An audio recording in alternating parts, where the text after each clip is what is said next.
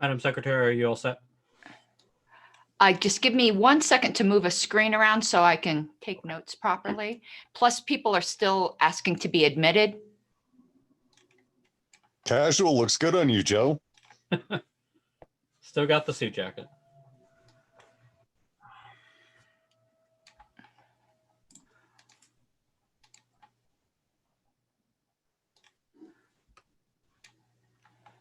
Let me know when you're ready, Ms. Harless. Yep. Well, everyone's let in, so I'm ready. And Ethan is here, Ethan Bishop Henchman, and that's all that matters. So we're good. Yeah. All righty. So I will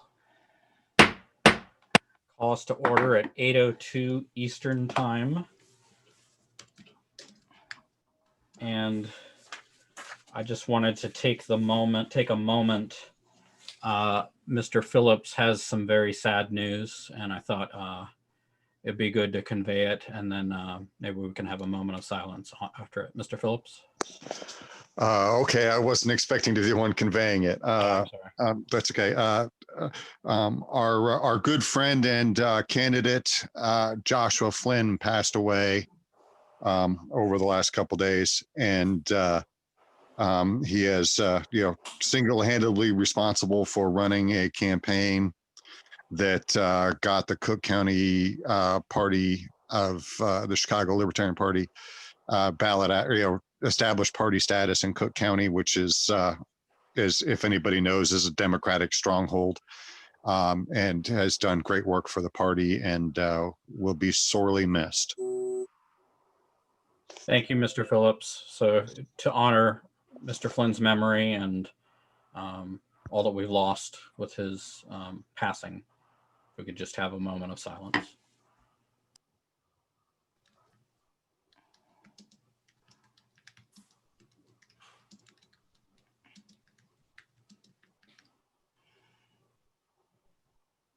Thank you.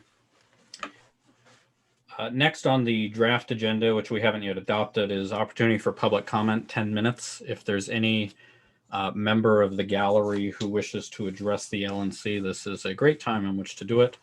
Simply use the raise hand feature on Zoom, which I think is either at the bottom of your screen or in the participant window, and I will call upon you for that. Mr. Chair, so as usual, just in general housekeeping, I'll be hitting the yes when I want to be recognized by you because of the limitations of the software. Yes, that's fine. And then Ms. Harless put this in the chat, but also if all members of the gallery would please fill out a form to register their attendance, just so we can include it in the minutes of the meeting. That's greatly appreciated.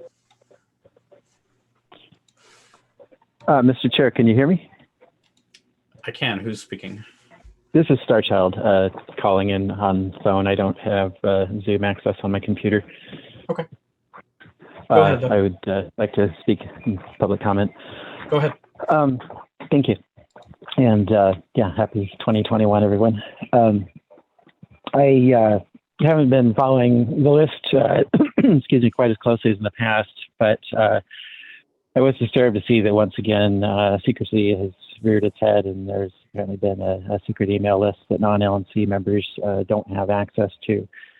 Some of you served on the national committee with me in the past and have heard me say this before.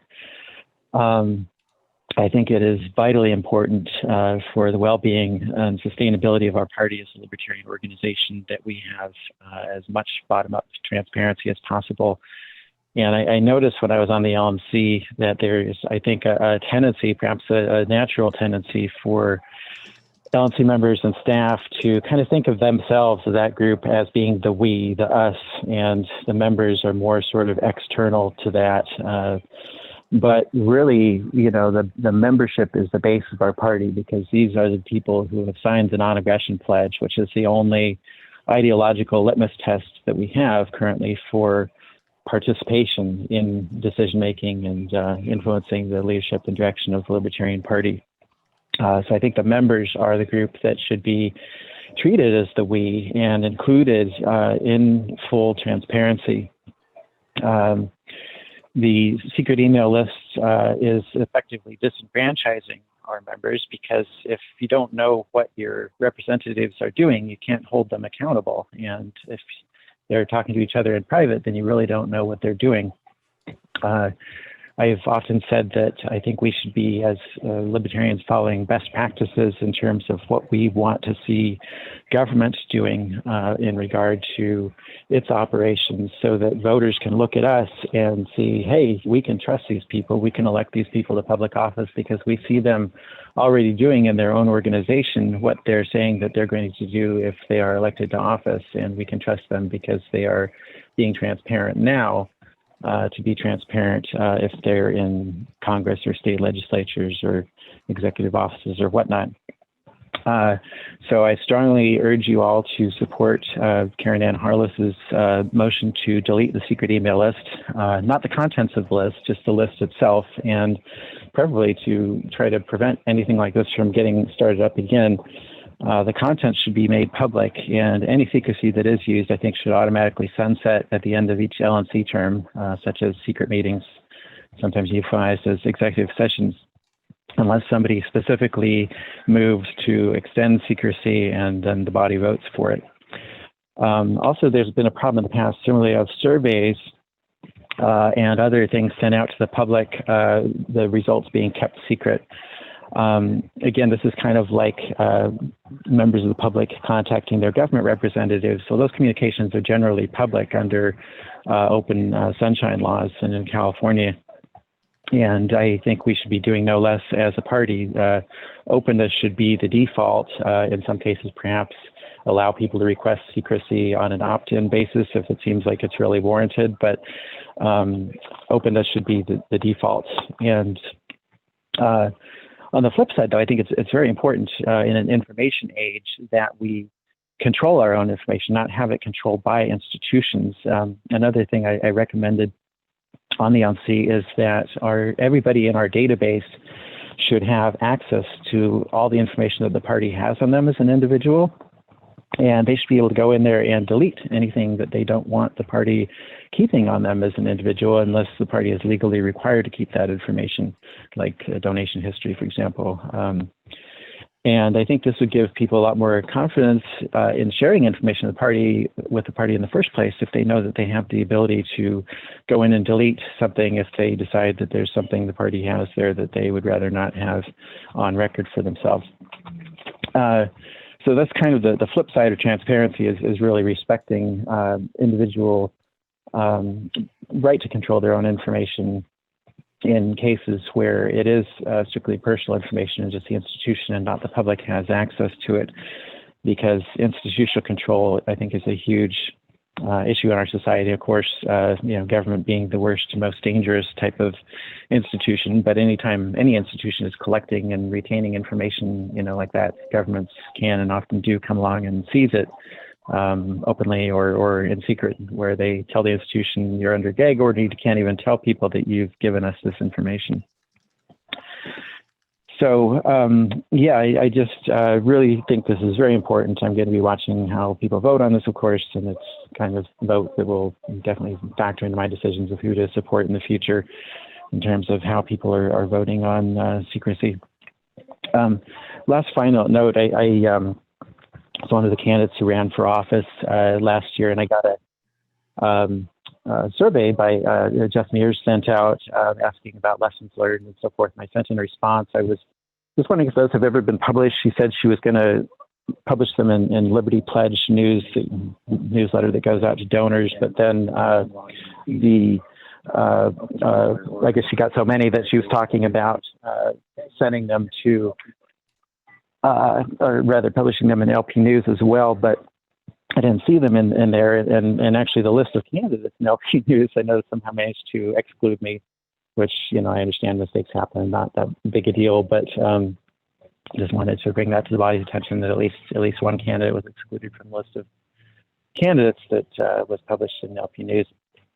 And other than that, I'll leave it there. I'm not sure what time I'm at, but I may have gone over the time allocated here. So thank you, and hope y'all have a productive meeting. Thank you, Starchild. Just on the last, or your second to last point on the stories being shared, Those are in the pledge news, I think last month and the month before. We did have quite a few, so check out the pledge news for some of those. Okay. Oh, one more thing very quickly, if I might, also on COVID-19, I also strongly support Karen Ann and feeling like the party should do or say more about that. And very quickly, I wanted to read here. This is from The Week, which is kind of a moderately left-leaning national news magazine like Time. The editor writes in the December 25th issue, a month before the first American died of the coronavirus, scientists already had designed the vaccine. In a Massachusetts lab last January 13th, Moderna researchers used the genetic sequence of the virus made public by China to design an mRNA molecule that teaches the immune system to recognize and neutralize it. By February, their vaccine had actually been made and shipped to the National Institutes of Health to start clinical trials. This largely unknown timeline shows that while development of coronavirus vaccines was astonishingly rapid, approval of them was painstaking. More than 300,000 Americans died and 16 million were infected, while a nearly miraculous solution underwent testing and approval. Quote, for the entire span of the pandemic in this country, unquote, David Wallace Wells said last week in New York Magazine, quote, we have the tools to prevent it, unquote. Now, regardless of how one feels about the advisability of following mask mandates or lockdowns or any of this, or the accuracy of those death totals, which I suspect personally are greatly exaggerated for reasons I won't go into. But Starchild, I'm afraid the clock is running down. If I could ask you to summarize it in one more sentence. Okay. In summary, I think there are things that the party can and should do to speak out about this and put us clearly on the side of resistance to government orders and make clear that the government has other tools at their disposal and have had tools at their disposal to deal with this, and any kinds of mandates are not necessary, should be strongly opposed, both in theory and in practice by the party in its own operations. Thank you. Thank you, Starchild. He did use all 10 minutes, but if there's any members of the public that wish to speak, I'm not seeing any, but I'm sure the committee would extend time if there are any.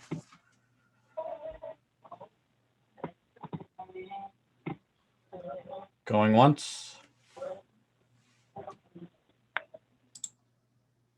Not seeing any, that item will be closed. Madam Secretary, you ready to call attendance? Yes, I am. I have it here on paper because it's a lot easier. Mr. Bishop Henchman is here. Mr. Molman? I am here. Mr. Hagan? Here. I am here. Ms. Epke? Here. Mr. Longstrap? Here. Mr. Roudsep? Here. Ms. Sarwark? Here. Mr. Smith? Okay, I'll go back. Ms. Bilyeu? Present. Mr. Coburn? Here. Mr. Hewitt? I'm here. Excuse me, Ms. Hogarth? Here. Mr. Nana? Here. Mr. Nikela? Mr. Nikhil indicated he would not be here today. Thank you. Mr. Phillips? Present. Mr. Wendt? Here. Ms. Adams? Present. Mr. Bowen? Present. Mr. Buffman? Present. Mr. Ferreira? Present. Mr. Hall? Present. Mr. Lucchini? Present. Mr. Sexton? Present. Mr. Valente? Present. Okay, going back to Mr. Smith. Okay, now on to staff. I believe I saw Mr. Kraus, Ms. DeSisto, Mr. Pizzell. Is there any other staff here? Tyler Harris is here. Tyler Harris, any other? Okay, Mr. Chair, the only LNC, well, there's two LNC, members absent, Mr. and Mr. Smith. So that would mean that Mr. Nikela's alternate, Mr. Sexton, would be sitting in for him. And Mr. Nikela, or at least somebody using his name, has just joined the meeting. Are you here or here? Hey there, everyone. Yes, Stephen Akela here. I will be on for the duration of the meeting. I was able to get home a little early tonight, so I will be participating. Okay. Ms. Harlos and Mr. Chair, I just received contact from Mr. Smith. He says he is dealing with the new baby at the moment, and he will try to join us as soon as possible. Thank you, Ms. Adams.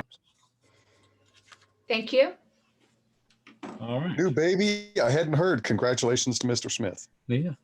Yeah, on the 31st. He's giant. Next item on the agenda is And the needs a tax deduction. Yes, he got it in right under the wire. Next item is the adoption of the agenda. I distributed a draft agenda last year, actually, on December 31st, including everything that I had seen that we had gotten notice on. Now, as I said last month, I was going to be more strict on it this time to require the exact wording of proposals with sufficient notice of at least 7 days in advance. And so that's why I distributed the agenda after that, including all of those items. And well, I hear, I understand that there will be some people who want to add a couple of items to the agenda. I just want to make a note that will require a suspension of the rules, which is a majority vote. So it's actually not much of a barrier there.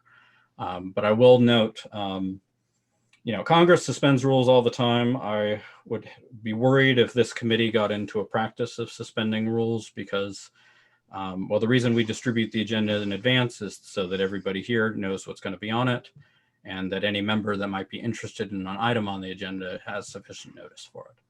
Mr. Chair, point of order. What is your point of order?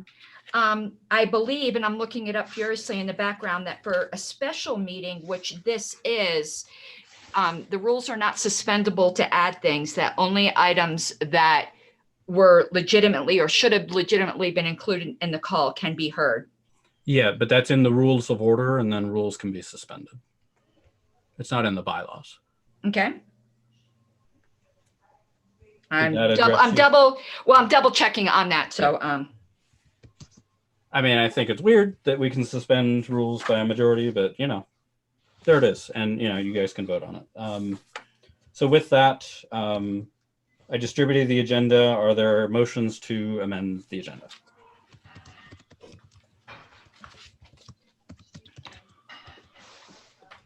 I move to adopt the agenda as written. Mr. Wendt moves to adopt the agenda as written. Is there a second? I'll second that. Seconded by Ms. Ebke. Is there objection? Seeing no objection, the agenda is adopted as presented. 8:19. All right. First item on the agenda then is social media policy. Mr. Raudsep, 10 minutes. So this has been a living and working document for several months now. I appreciate to everyone who has added to it and made it better, to be honest.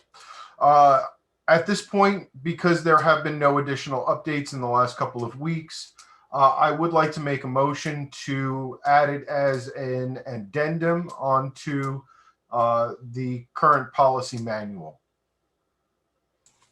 Mr. Raudsep has moved to adopt the distributed social media draft policy as an amendment to the policy manual. Is there a second? I'll second. Seconded by Ms. Harlos. Is there objection? I'll object just because I have a question on this matter. Okay, there is objection, so we'll move to discussion and debate. Mr. Raudsep, did you want to speak further to it? I'm actually interested to hear Tucker's question, and maybe we can dispense with it. Okay, so go ahead and raise your hand, and I'll call on you on order. I think Mr. Coburn, since you objected, will call on you first, and we'll go down the list. Mr. Coburn. Thank you. I see the policy manual as it exists right now as a pretty convoluted document as it stands.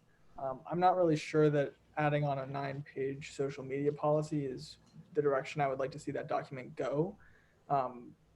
Perhaps we could adopt this as an advisory policy alongside the policy manual, but I don't, is there a reason that you want to add it specifically to the policy manual, Mr. Routsip? I'll be honest, I felt that would be where it keys in best. If the body believes that it should be a standalone policy as an advisory to, I would be fine with that. But we definitely need something to clarify our social media policy as it stands today. Thank you. Ms. Adams and then Mr. Wendt. Ms. Adams. Yeah, I tend to agree with Mr. Coburn. I don't think the policy manual is the place for this. I think this document could be summarized and condensed and still serve the purpose. I would very much like to see that. I think we'd go down a whole lot of rabbit holes in this document that I'd like to see us avoid. And I also question the timing of this. We're talking about onboarding a director of communications.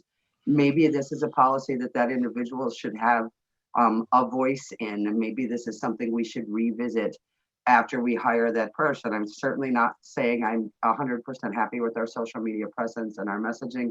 I'm not, you guys know that. I just think this isn't the way.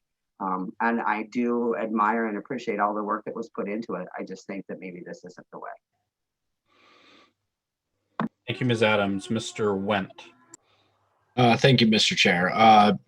I definitely applaud Mr. Rodstep's efforts in this. My contention is always with language. You know, that's the way I roll. It's presented as an FAQ. So it's a question of, is that the right format for our policy manual? I'm okay with putting this in something, maybe making sure that it's an annex or something along those lines. I am in full support of what's going along with what Mr. Rodstep has produced.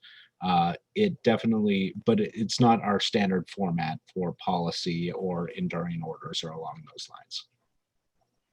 Thank you, Mr. Wendt. Chair would like to note the arrival of Mr. Smith and congratulate him on the birth of his new child. Mr. Phillips. I tend, Ms. Adams actually said a lot of what I was going to say already, but my thought is that, is in parallel with hers in that we're about to hire a communications director. And I think that perhaps presenting this document to the communications director first would be the correct course of action. Speaker's list is clear. No, Mr. Chair, Yes. I had my little green thing up. Oh, I'm not seeing it. Wonder why that is. But I'll go ahead and I'll figure it out on my end. Ms. Harless. Okay, thank you. We should be having manuals, and the Policy and Procedures Committee will be recommending that sort of thing. And I think that's where this policy would belong, would be in some kind of volunteer manual. However, so I do agree that it doesn't belong in the policy manual. However, I disagree that we should wait for a communications director to pass it. This isn't our bylaws. The communications director could always change it. If we had this concern, I think we should have told Mr. Rodstep this a few months ago. He's been working on this. I think punting it now after this much time is rather discourteous. And the communications director could always suggest changes. It's not written in stone. We have a habit in this committee of putting things down the road because if this, then this, then this, and it just never gets done. So I'm in favor of passing this as a policy that gets attached to a volunteer manual. Thank you, Ms. Harlos. Anybody else wishing to speak on this item?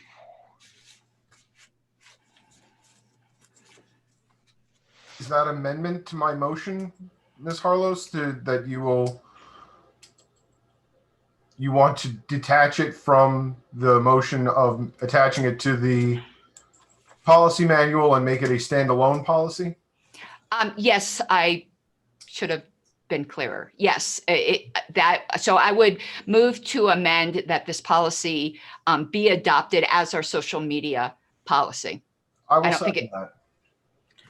If you could clarify for me how that's different from the original motion. I struck addendum to the policy manual.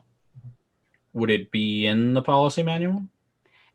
No, we have a lot of things that are our policies that aren't in the manual, such as the delegation chair, policy manual, like the delegation chair manuals, the delegate manuals, and I'm envisioning this as similar to that. Okay. Ms. Harlos moves to strike the reference to including it in the policy manual, and Mr. Roudsep has seconded. Is there objection? I object to that. There is objection, so we'll move to debate on the amendment. Ms. Harlos, do you wish to speak further to it? No, I might get in line later, but I think I said what I wish to. All right. Mr. Wendt, you objected. I don't know whether you wish to speak on this. Yeah, I'll speak just really quickly. We can include an enduring staff order to reference this policy as an addendum or an amendment or as an appendix to the policy manual, as Ms. Harlos referenced, is that we do have these things that exist. So I think not having any reference to it basically like puts it under the rug. Thank you, Mr. Wendt. Any other debate? So there is a line, I had to pull up the policy manual, in the policy manual that says it is a compilation of the rules governing the Libertarian National Committee that are not reflected in the charters, bylaws, or rules of order. Because this is not in the charter, bylaws, or rules of order, and because this amendment did not suspend that provision of the policy manual, I'm going to rule the amendment out of order. Ms. Harlos, do you want to resubmit the amendment, including a suspension or deletion of that language in the policy manual? No. Okay. All right, we're back to debate on the main proposal. Is there any further debate?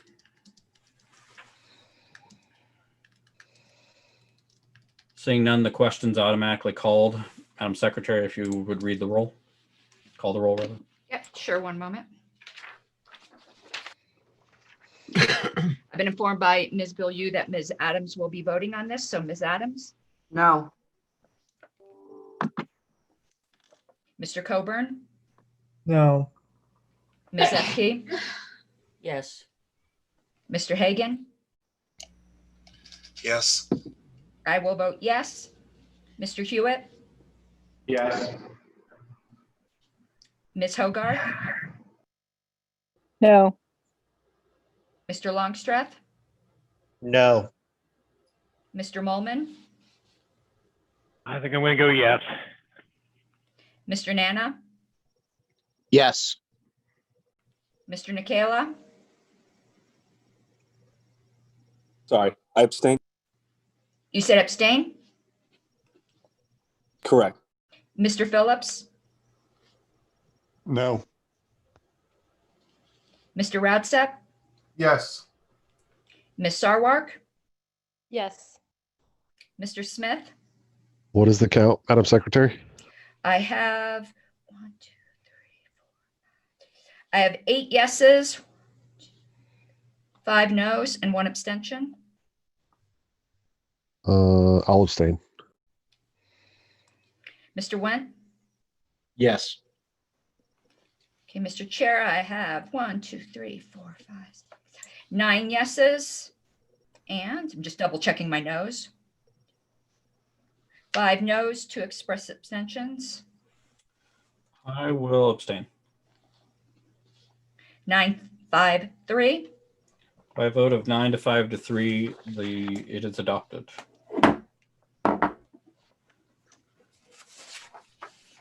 Congratulations, Mr. Roudsep. Next item is new business with previous notice, the first one of which is delete internal LNC email list. Ms. Harlos, 10 minutes. Okay. I'm going to make the motion and then I will speak to it. So my motion is, as you stated, to delete the internal LNC email list. That is Ms. Harlos's motion. Is there a second?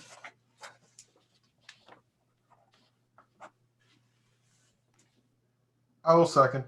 Second by Mr. Roudsep. Is there objection? Objection. Objection. There is objection there is objection. So we'll proceed to discussion and debate. Ms. Harless, would you like to speak to your motion? Yes, I would. Okay, first I'd like to know, and I'm not saying this to say anyone did anything wrong. They did it, I think they thought it would be a good idea, but this list was not created by action of the LNC. It was created by our former executive director he thought it would be for our convenience. We've never had this before because of the temptation to very easily just send things out on a secret list. I believe that our conduct should be governed the same way it is in the meetings, that anything that goes in private needs to be noticed in public that we're having a private discussion and what the justification is, like we do for executive session. The fact is, this LNC secret list has been used not for anything nefarious, not for anything any members would get really upset about, but for things that really aren't secret, for travel plans and what's going on with a hotel at a meeting, with the idea that members don't want to read this. It's trivial. Well, I'd say it's not our position to decide what members want to read. It's members' rights to decide, and they could just as easily skip those things. It's become too big of a temptation. And when I objected, it became a big hoopla, and it's just not worth it. When there are things that need to be private, we should have to go through the trouble of typing out everyone's email address and send it private and give notice of it, because that lets us know the seriousness of it, and it's not quite so convenient.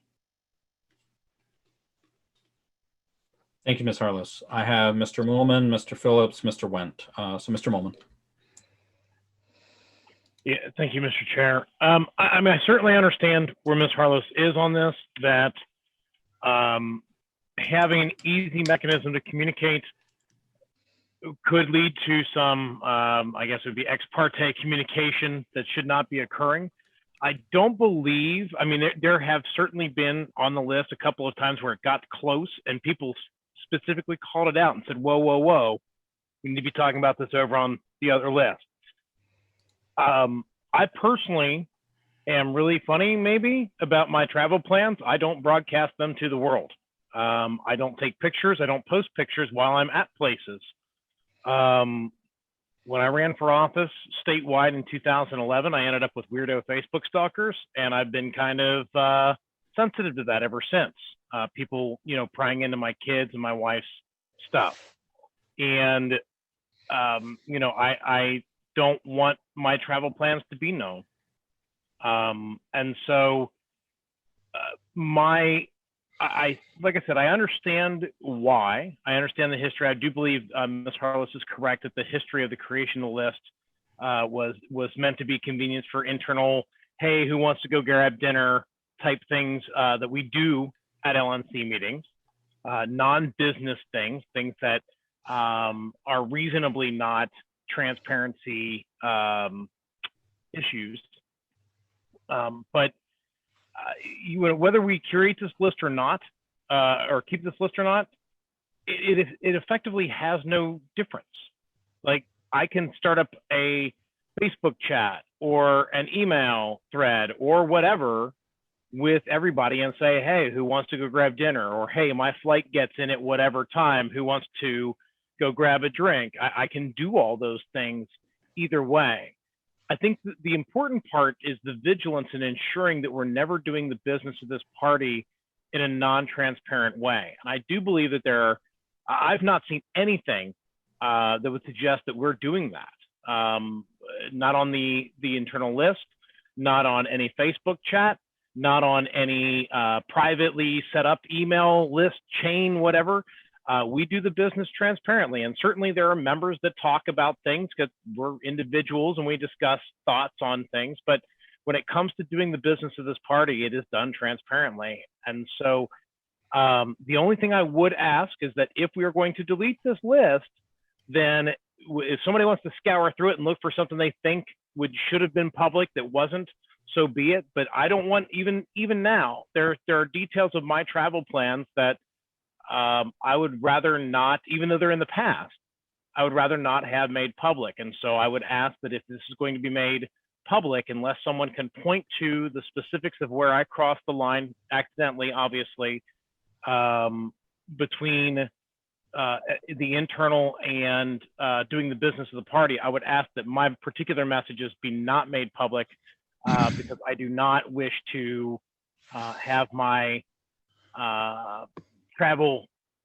patterns exposed. Thank you. Thank you, Mr. Mullen. I have Mr. Phillips and then Mr. Wendt. Mr. Phillips? I think that I made it clear from the minute that this list, that list was created, that I was opposed to that list existing. And so I will reiterate that. While Mr. Mullen does raise very valid points about how we do have other avenues for secret communications, if we were to want to engage in them, that doesn't mean that we should make it easier, in my opinion. And I, sadly have to disagree with him about, I think currently we're doing a much better job of it, but I have to disagree with him about the business of this party having always been, done transparently, even in my tenure. So I think that given that we, several of us that served in the previous term are well aware of things that happened outside normal communications channels, that it is in our best interest to go over, above, and beyond to not encourage any appearance of that whatsoever. And so I 100% support the removal of this list, and that it should not be easy for us to engage in communications that are not in the public eye. Thank you. Thank you, Mr. Phillips. I have Mr. Wendt and then Ms. Adams. Mr. Wendt? Yes, thank you, Mr. Chair. So I want to point out some actual facts. I'm looking at the Google group, which is what this private list is. It is titled LNC Internal, and it is a Google group, and there are 59 threads of it, 29 members, which if you do some math, that includes our staff, not just the LNC members. So there are items that were communicated from staff to the LNC on this list. Also, in the past, since almost 3 weeks, the last 5 communications in the list were from the Secretary Carrie Ann Harlos concerning our committee applications. So those are specific applications that are not necessarily public information because they are private information. They are people who have entrusted this committee to select them to be on our subcommittees.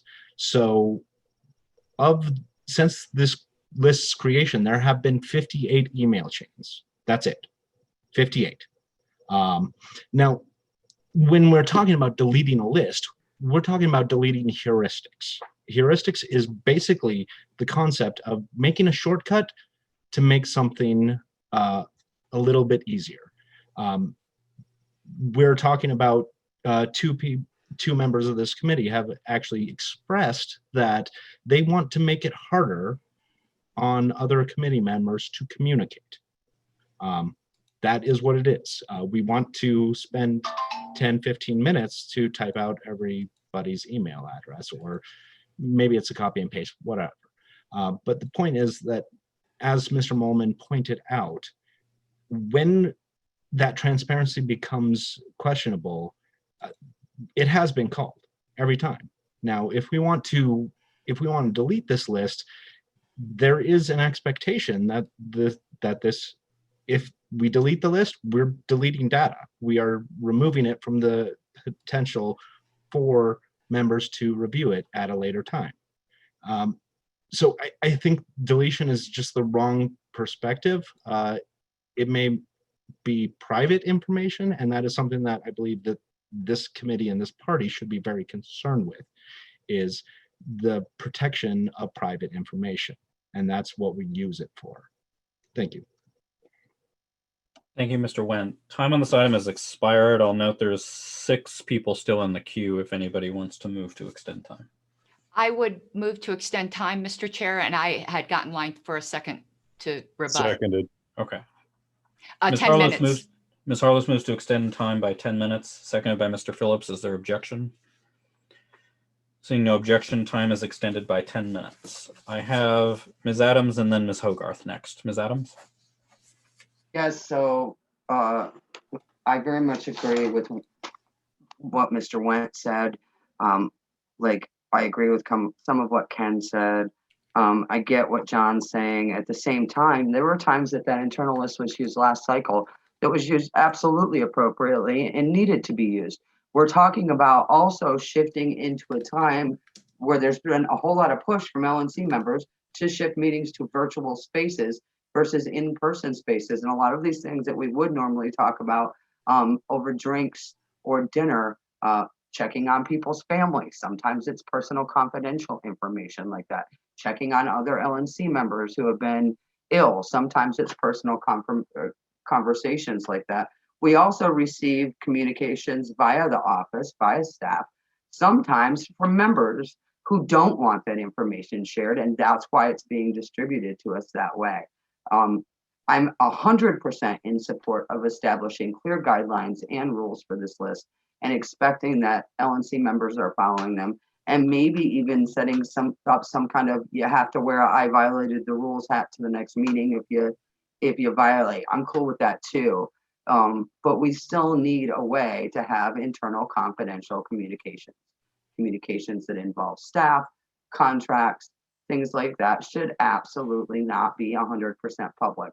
I'm fine with us even creating an audit process so that the body and the members can audit communications or have a process to do it. But I think talking about throwing the baby out with the bathwater is just the wrong move. Thank you, Ms. Adams. I have Ms. Hogarth and then Mr. Coburn. Ms. Hogarth?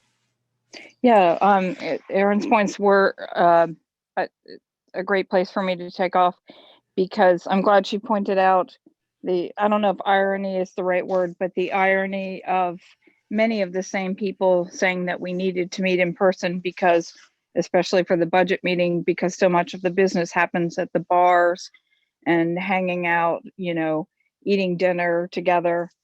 Many of those people are now saying we can't have a confidential email list. So I don't really understand the difference there. But actually, I think there's a larger issue, and I'd like to make an amendment. I think actually we need one more list. So we do need a confidential list. A lot of the stuff that happens on that doesn't need to be confidential, but that's because a lot of people have started using that, or had started using that list until there was objection, for not necessarily confidential, but unimportant, non-necessary to record business stuff, like, congratulations, Joss, on having a baby, or here's some background material, or stuff not directly related to emotion, but not necessarily confidential.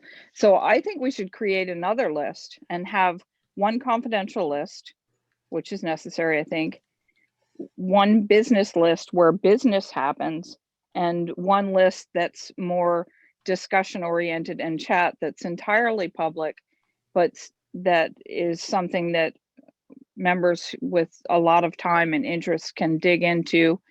But members who are just interested in the business of the party can go to the primary business list and find that without a lot of ancillary chit chat. So I don't know if it's appropriate to offer an amendment, but I would offer an amendment to make a second public list for non-business items. Ms. Hogarth moves to amend by this is adding, not substituting, right? I'm ready, if I'm understanding you right. Well, maybe it would substitute, because I don't want the. Let me not lead you. Tell me what you want to do. Because now it's delete the internal list. Yeah. No, actually, yeah. So no, because it was, yeah. I guess it would be substitution, to keep the internal list as a confidential list and add another list that's public. Point of order, Mr. Chair. I'm going to stop the clock for a moment. And Ms. Harlos, I think your mind's going where mine's going, but I'm going to let you say it out loud. Ms. Harlos, what's your point of order? This goes way beyond the scope of the meeting and the scope of the notice where we were talking about deleting a list. Talking about the creation of a whole other system is way beyond the scope of notice. Even as a substitution, it's not really, yeah, that I'm probably not saying it artfully, but I think that would need to be done at another meeting where people had time to think and prepare. Ms. Hogarth? Oh, no, I just wondered what your ruling is. I got the gist. Well, I'm not sure on that one. I was actually going in a different direction where you really can't offer an amendment to make the thing the opposite of what it was originally offered, and I'm wondering whether that's what you're trying to do. Actually, you can, Mr. Chair. She offered a substitution, not an amendment. Ms. Adams is correct. All right, so that's on mine. But back to Ms. I'm sorry, Ms. Hogarth. I might be able to just simplify things. That's where my mind is going. I take the secretary's issue. That makes sense. You know, that is dumping a lot. I think we should just, I'll just retract all that and ask people to vote it down. And then we can have a discussion about structuring of information and communication, because we are moving into a world where much more is happening virtually. And I'm not talking about the pandemic. I'm talking about us moving into the future. And we need to investigate ways and develop ways of having these communications, and just trying to make it conform to the old city council and open meetings laws and stuff model is just not very forward looking. So I would urge vote it down and then work out some other solution. Thank you, Ms. Hogarth. I have Mr. Coburn and Mr. Lucchini, and I've added 2 minutes to the clock while you all watched me go through Robert's rules. Mr. Coburn. Thank you. I think that there are legitimate uses of the internal list, and I think that that's evident by our uses of the internal list recently. I see this as largely a symbolic motion. I think alluding to this as a secret list is a bit hyperbolic, and it implies distrust within or to this committee.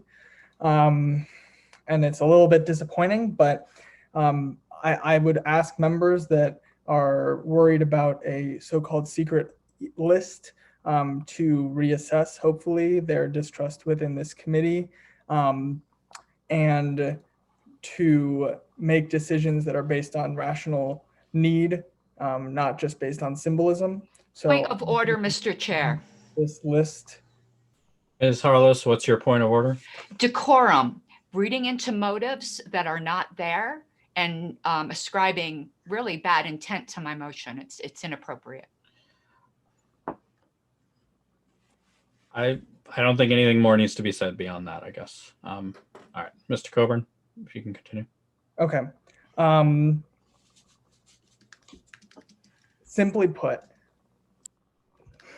I don't know if there's a way to say this without offending the secretary's feelings. However, point of order, Mr. Chair. All right. Talk about the, wisdom of the proposal, or the, individual motives don't really come into it, and address the comments to the chair. Blame me for stuff. So.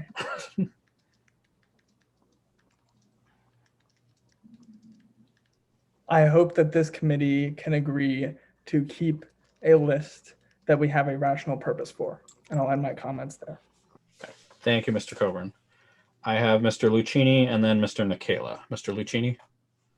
So I share some of the concerns about information specific to travel plans and non-business related items that I may have put on that list. I haven't reviewed it. If the intent here is to delete this list and at the same time make it public, or suspend the use of this list and then make the contents public, I would strongly request that any information that I have put on that list be removed. That's not pertaining to LNC business. As a second thing is, perhaps I'm not going to make a motion, but we can perhaps discuss this if we created a whole new list or a whole new pair of lists, one of which is LNC internal policy, discussions, whatever, and the other one is trivialities, and make that distinction clear. Like, use one list for deciding who's going to pick you up at the airport, and the other one for discussing internal issues. Perhaps that's a appropriate way to do this and make a clear distinction between what we used to do and what we want to do going forward. Thank you, Mr. Chair. Mr. Phillips, Chair, point of information and point of personal privilege. what are your points? The point of personal privilege is my raise hand, at least at my end, does not seem to be working correctly. I do see it. Right. Yeah, but I tried to put it down, and I tried, it won't go down. I will lower it for you. But just as for the point of information, could we clarify? I don't believe that Mrs. Harlow's motion suggested making the list, the contents of that list public. Am I mistaken? It's a very short motion. It just says delete the LNC internal list. Right. So my interpretation of that would be, if this passes, not immediately, but probably like Monday, staff will, make it disappear. Right. So people debating that point of it are debating something that's not in the motion. Well, if people have an interpretation separate from that, then they should probably amend the motion. But my interpretation of it is there's no review process or anything like that. That's not in the motion. All the motion says is delete the list. Did that answer your question, Mr. Phillips? Yes, sir. Okay. I have 1 minute on the clock, and Mr. Nikela, Mr. Raudsep, and then Ms. Harless for a second round. Mr. Nikela. Thank you, Mr. Chair. Here in Florida, we have something called Sunshine Law. What Sunshine Law is it means that any public official or any group of individuals meeting together in public must not have had any communication previously, and must have all communication in that official meeting. So if you have a city council, the city council meets during that meeting, discusses whatever needs to be discussed, nothing happens behind the scenes. I think it's a great system that we have here in Florida. I think obviously political parties are different. We need to have strategy. We need to have some things kept private. However, my concern is that while I see the utility in the list and have seen the utility in the list and some of the things of discussion that need to be kept confidential, I think we need to make it very clear that there's a fine line between business and banal talk, because what our plans are for traveling, those kinds of things shouldn't even, quite frankly, be on the business email list. It should be in some other form, because whenever we put on there, it needs to be either business or very confidential. And I would be in favor of amending this list somehow to include those things. Or quite frankly, in the Libertarian Party of Florida, if we have issues, we typically meet up for meetings and go into executive session. That's usually where we tackle those issues, or in committees that already are tackling those issues, like, for instance, the EPCC or other committees that already handle sensitive information. So I'm not crazy about this list. I worry not necessarily about this committee, but I look at the future and who else might use this and might slowly move across that line of trivial to business to things that should be discussed in public being discussed on the list. And that line can be crossed very quickly without realizing it. So while I understand the need for the list, and I understand that in a perfect world, we could define that line, I'm not crazy about it as it stands. I'd rather do things differently. I'm up to amendments, but right now I'm not crazy about having the list for that reason. Thank you. Thank you, Mr. Nikela. Was that you said amendment a couple times. Were you offering an amendment or just making this statement? I'm making a statement. I don't have a particular amendment in mind, but if it's something somebody comes up with, I'd be interested to hear. All right. Time has expired on this item. Is there objection to Mr. Raudsep, the only one who hasn't spoken yet, who hadn't spoken at all? We have some second rounds, but. And I put my hand down. Oh, you put your hand down. All right. So time has expired on this item, and unless there's a motion to extend time, we will proceed to a vote.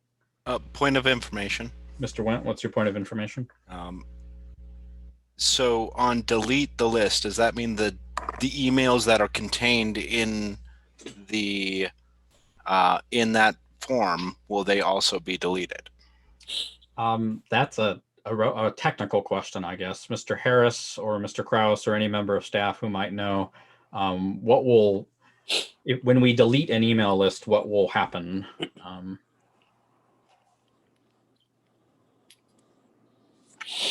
Mr. Chair. In short, I am not sure.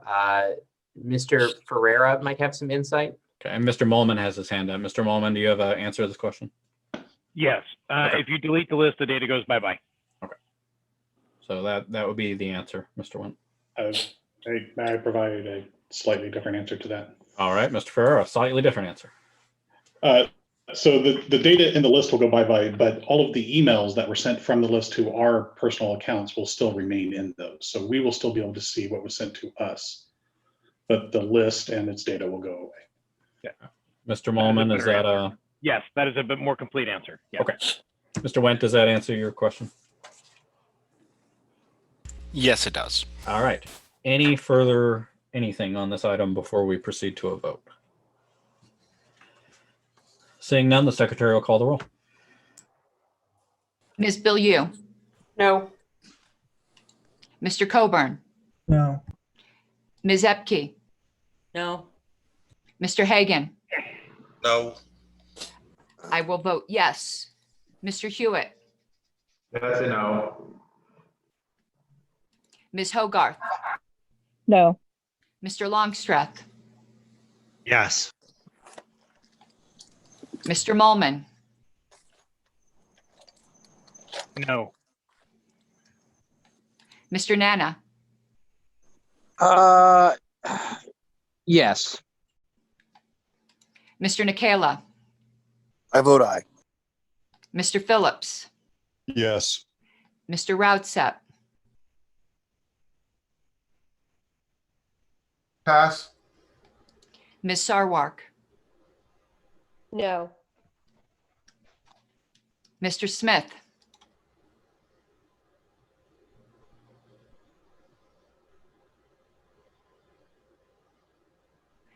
Mr. Smith? I will come back to you. Mr. Sorry, Wen? yeah. Can I Oh, pass for a minute? I'm changing the diaper. okay, one moment. Thanks. Mr. Wen? Yes. And Mr. Routsep? Yes. Mr. Smith? Sorry. Can you tell me yes? Hello?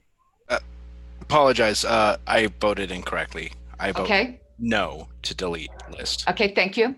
Mr. Smith? Yes. Mr. Chair, it's 7 yes, 9 no. I will vote yes. 8 to 9 to 0. By a vote of 8 to 9, it does not pass. Next item on the agenda is to establish a voting reform committee. 10 minutes, Ms. Harlos. Okay, one moment, please, because I'm doing a lot of jobs at once. Here is, I'll make the motion, and if I have a second, I will speak to it. A motion that a voting reform committee be created with the following characteristics.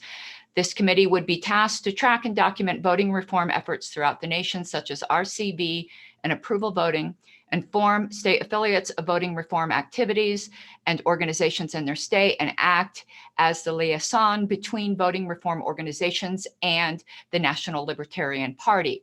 This committee shall comprise 5 members, of which at least 1 shall be an LNC member. The members shall be chosen by the LNC after soliciting applications. This committee shall be ad hoc as a trial phase, with its usefulness and effectiveness to be evaluated by the 2022 through 2024 LNC. Thank you, Ms. Harlos. Ms. Harlos moves the adoption of this item to establish this committee. Is there a second? Second. Seconded by Mr. Nana. Is there objection?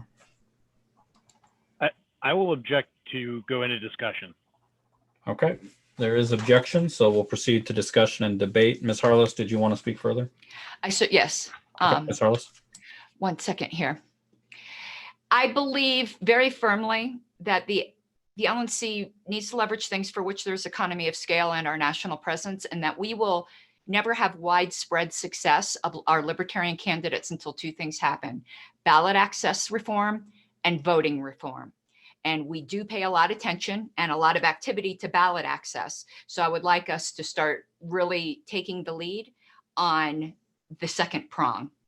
And I've become involved with RCV Colorado to really see how powerful these efforts can be and what the national party could do if it got behind it. And this is ultimately to lay the groundwork so that we elect libertarian candidates. I believe this is absolutely necessary to do so. Thank you, Ms. Harless. Mr. Molman. Hey, thank you, Mr. Chair, and thank you, Ms. Harless. I do not oppose us taking this action whatsoever. My only question was actually to you, Mr. Chair.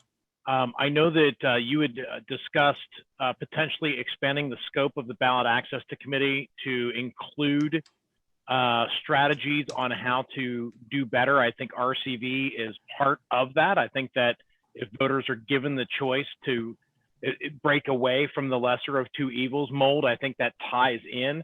I don't know how closely that ties together. I just had the question to you, Mr. Chair. Is this something that you would see encompassed in an expanded scope ballot access committee looking at a fuller picture, or does it need to be a separate committee? So that would be a personal opinion, not a ruling you're asking for. But my personal opinion is there would not be a conflict. Okay, thank you. I have Mr. Molman, Mr. Coburn, Mr. Wendt, and then without objection, Ms. DeSisto. Mr. Coburn. Thank you. I'm in favor of a committee looking at this. I'm just worried about creating too many committees. And I would like for us to explore potentially having this fall under one of our existing committees instead of creating a new committee, but I'm not necessarily against it yet. I'm looking forward to hearing the discussion. Thank you, Mr. Coburn. Mr. Wendt. Yes, thank you, Mr. Chair. So one of the keys in the argument presented for this committee is economies of scale. And as my education is in economics and how economies of scale work, you actually need scale. So what it comes down to is that we have one state in the union, and that would be Maine, that has RCV voting. There are other efforts that are pushing, but those are localized efforts. And I think what this is trying to address is trying to unify those efforts. Unfortunately, I don't see the scale. It comes down to that we have 49 states that have a model, 48 states that have the same model of electoral process. Nebraska and Maine are the two that have separate electoral models. So it's really difficult for me to say that we need to be able to populate a 5-person committee to coalesce this effort, that when the effort may not be fully there yet. I am fully in favor of looking at this through other means, but I think formulating an entire committee, especially with Ms. Ebke's pending motion on overcommitment of the LNC, that I don't think that it's prudent to establish a committee that may not actually have anything to do. Thank you, Mr. Wendt. Without objection, Ms. DeSisto. Ms. DeSisto. Mr. Chair. I'm sure that she's got valid input on this situation, but I do object because it seems like every time we get into debate, Ms. DeSisto has commentary to make, and this is a meeting. Your objection is out of time. Thank you, Mr. Phillips. Ms. DeSisto. I will be very quick. I have a question. I'm currently a board member of an RCV initiative, Rank the Vote. You had mentioned that only this committee would have the option to speak on behalf of the party. I'm a party official. I don't know if that would. I did not. That would preclude me from being able to sit on that board. That Carlos, was a question. Did I you did want to not, address that? yeah, I did not say that at all, and that was nowhere my intent. Okay. Thank you for clarifying. All right. I have Mr. Phillips, then Ms. Adams. Mr. Phillips? My hand was only up to address my objection, so. All right. Ms. Adams. Yeah, so I'm not against this. I'm just wondering if we couldn't, versus building a whole new committee, just somehow find a way to make this fit under the convention or under the voting processes committee. Just make it a voting processes committee that covers all voting processes, internal, and works to maybe deal with the external, and then we could still achieve the same goal, but not build a new committee. All right. Thank you, Ms. Adams. Ms. Epke.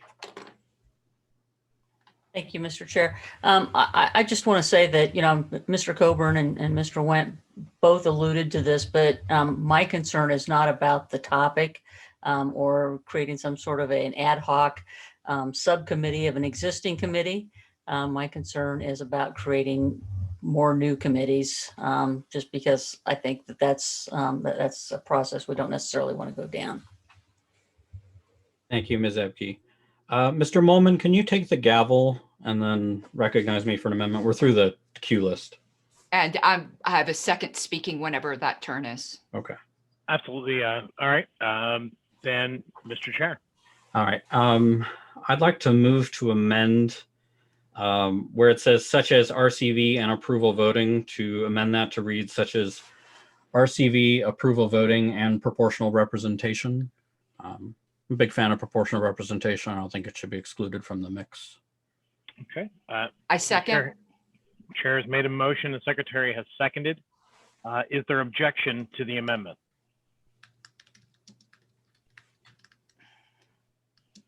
I am not hearing any objections, so I will rule that the motion is amended as has been suggested by the chair, and Mr. therefore Molman, I have a further amendment. Sorry. Oh, no problem. All right. Mr. Chair, go ahead.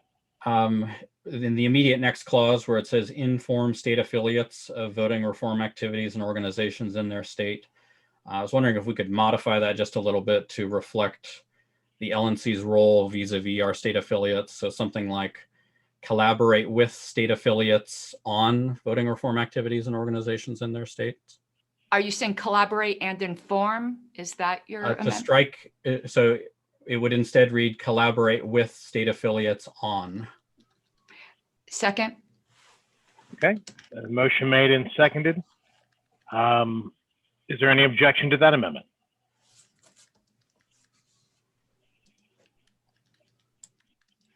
Hearing no objection, I will rule that has been amended as proposed. Mr. Chair, would you like the gavel returned, or would you like me? You should keep it through the end of the vote on this. Okay, great. All right, I cannot see the list of speakers. So Ms. Harlos, if you could let me know who is next in the queue. Well, I was next as to speak up for a second time. Well, there we go. That's awfully convenient. I don't know if you can see my hand. I'm sorry to jump in like that. This is Mr. Nana, but I've had it up for a while. I don't know. Mr. Nana then goes first. Okay. Mr. Nana. I just want to express support for either passing the motion as now amended or folding this into ballot access. It's something that, as Karen Ann said earlier, is going to be very important to our success in the future. Thank you for that. All right. And I do believe then, Ms. Harlos, unless I'm incorrect, you would be the next in the queue. I can't see it, so. It looks that way to me, and then you have some other second speakers. Okay. I just want to address briefly some objections. I don't believe in the philosophy we can have too many committees. That's the whole purpose of committees, is to be able to focus on work. And I specifically made this committee have only one required LNC member, so as not to overextend the LNC and to get the membership more involved, which I think sometimes we don't do as good as we can. What I meant by economy of scale is that we are strategically placed to be the clearinghouse for all of this information as to what's going on nationally. That's the economy of scale I was referring to. And the fact that only one state has it on a state level, to me, that's not particularly relevant, since I think we all believe that we have to build the libertarian bench. And the fact is that a lot of states are doing this locally. And I'm in fact going to be leading a local effort here in Colorado. And it's been very successful here in little localities in Colorado.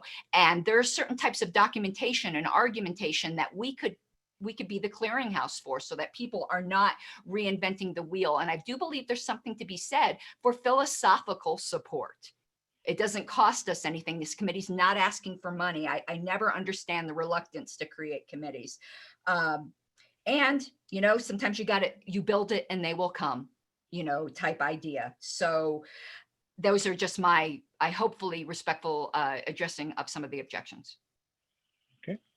Thank you, Ms. Harless. Ms. Harless, if you could let me know who is next in the queue.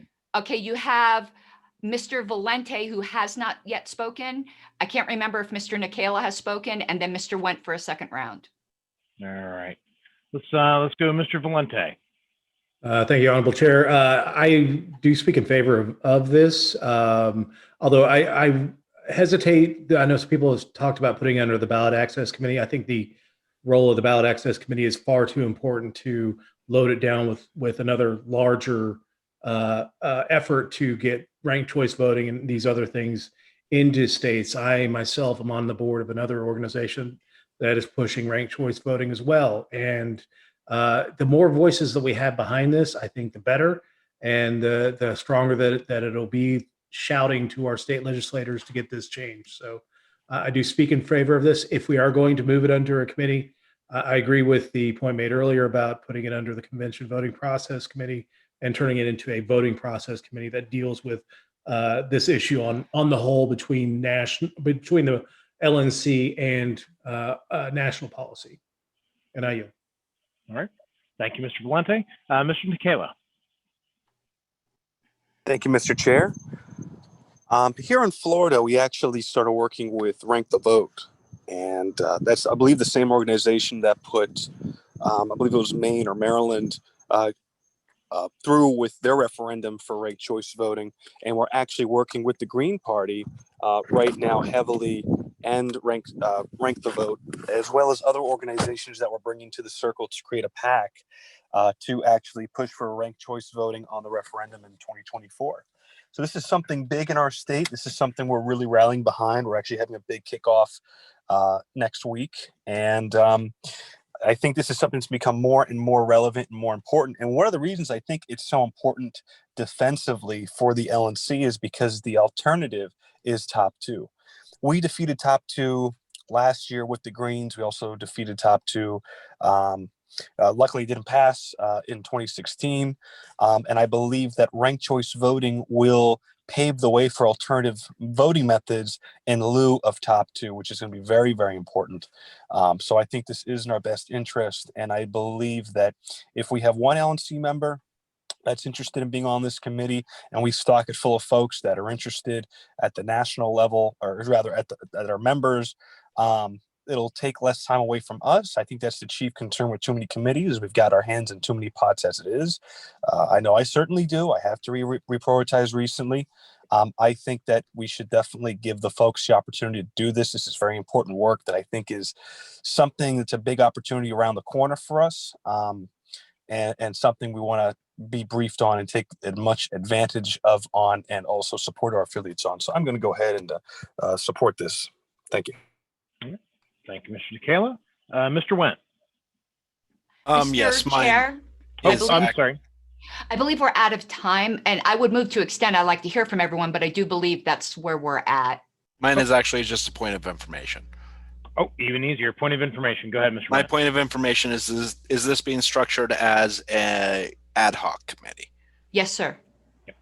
I withdraw all my objections. Okay. Madam Chair, are there any other speakers in the queue? I know we're out of time. Mr. Lucchini. I withdraw my effort to speak. All right, perfect. Then with the queue clear and out of time, we will then move to a vote. Madam Secretary, can you call the roll? Ms. Bilyeu. Yes.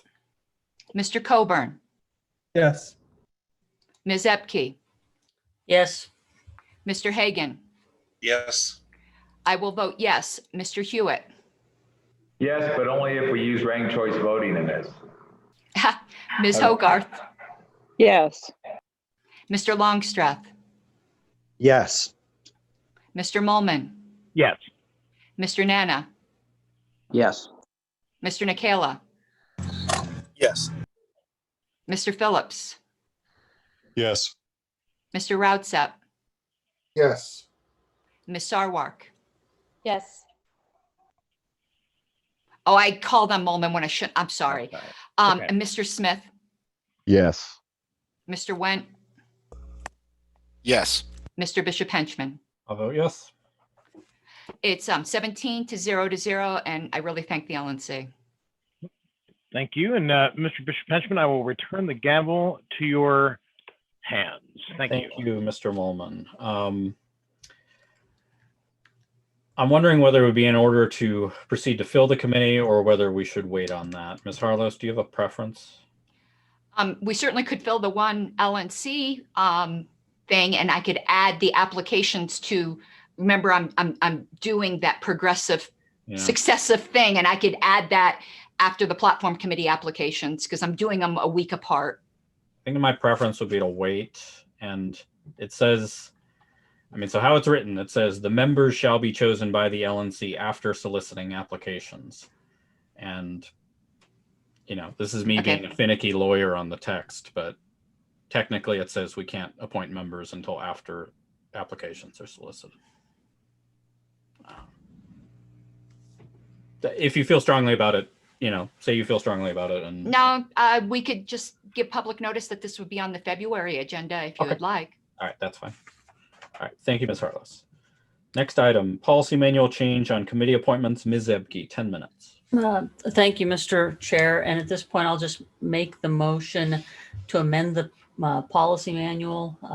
It's in your OneNote, but I will read it. It refers back to the LNC committee appointments. I would say no person appointed by the LNC as a voting member to serve on 3 or more standing, special, or bylaws created committees shall be eligible to be appointed by the LNC to serve as a voting member on any additional standing or special committee for purposes of determining eligibility. Neither the LNC Executive Committee nor any chair advisory committees shall count. And if there is a second, then I would speak to the motion. I have a point of information, Mr. Chair. All right, hang on. Ms. Zebke has moved to adopt the policy manual change, which is in the OneNote as policy manual change. I had trouble finding it in case anybody else is having trouble finding it. Is there a second? I second. There is a second by Mr. Lucchini. I yield to you, Mr. Lucchini, on this topic. All right, so Mr. Lucchini can second. Is there objection? Yes. There is objection, so we'll proceed to debate. And then Ms. Harless, you had a point of information, was? Well, I wanted to get it in before the second because I thought Ms. Epke, the wording she had put on the list was slightly different, and I just wanted to make sure there wasn't an error. Okay, well, let's resolve that. Go ahead and. Ms. Epke, you had originally also excluded, whatchamacallit, ex officio, and I had thought that was still your intent. It was somewhere along the line. I'm not sure which version of that got deleted. Is that not covered by the voting members part of it? Yeah. Voting members. Gotcha. Thank you. Thank you. Yep. So it looks like that is resolved. So we'll proceed to debate. I have Mr. Valente, then Mr. Nikela. Mr. Valente. Mr. Valente, you're muted still.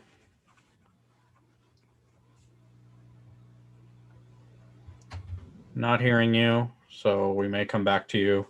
I have Mr. Nikela put his hand down, so I have Mr. Phillips, then Mr. Molman. Mr. Phillips? I believe that while I do appreciate Mrs. Epke's intent behind this, I believe that we are the party of personal responsibility and that it is up to each individual member to decide the amount of work that they can take on or not take on. And that is different for every different person. And so I am against this. Thank you. Thank you, Mr. Phillips. I have Mr. Molman and then Ms. Epke. Mr. Molman. I would like to, I certainly understand the idea behind this, is that it's kind of twofold, right? We're all energetic, we all jump in, and then we find ourselves drowning. I've certainly been victim of that in the past, and this particular term, I've made it a very conscious effort to not end up in that situation. There's also, you know, people who join committees just to have a title and then they don't show up, and that's a pain in the butt too. So I get kind of where this all comes from. I think that we're pretty good though at policing ourselves, and without making a specific reference to an incident, we just, you know, one of the committees, wait, maybe it's the only committee I serve on, we just had a member resign from that committee because they have found themselves to be overcommitted with other LP duties and with personal responsibilities. And while we are on that committee sad to see that person go, we all respect that, you know, someone recognizes that they've got themselves in to a situation where they need to back off a little bit. And we all understand that. I don't know that we need to set a hard cap, I guess is my point. I do think that we need to, especially with newer members of the LNC, encourage them to not take on too much. I mean, we're all passionate about all these issues. We just talked about ranked choice. I love ranked choice. You know, I'm passionate about ballot access. I'm passionate about candidates. I'm passionate about all these things, but you can't do everything. So you have to pick the one thing you're good at and do it, or the two things you're good at and do it. Some of these committees have more responsibilities than others, right? Ballot access is a heavy lifting committee. COC is a massively heavy lifting committee. But other committees, not so much, right? I mean, and that's not to discount their importance. It's just that the nature of the work of those committees is different.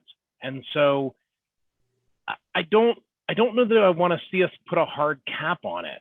That's all. I think that emphasizing not getting yourself underwater is a good thing. I don't know that we need to set some sort of internal legal cap on it.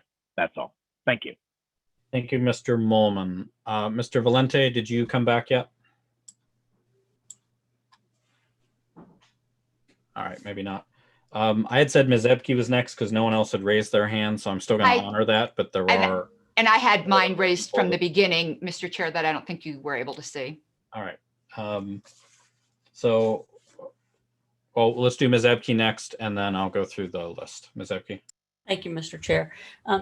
First of all, you know, I think that as a party, we need to work at spreading out the knowledge and experience of our members and the members of the LNC, and not centralize it. And that, you know, I think that's an important piece of this. You know, if we want to continue to grow our party as a professional organization, we need a diverse group of members who have personal experience in areas important to the operation of the party. None of us are going to be here broadly or here on this committee forever. So we should really encourage a sharing of the keys to the kingdom, so to speak.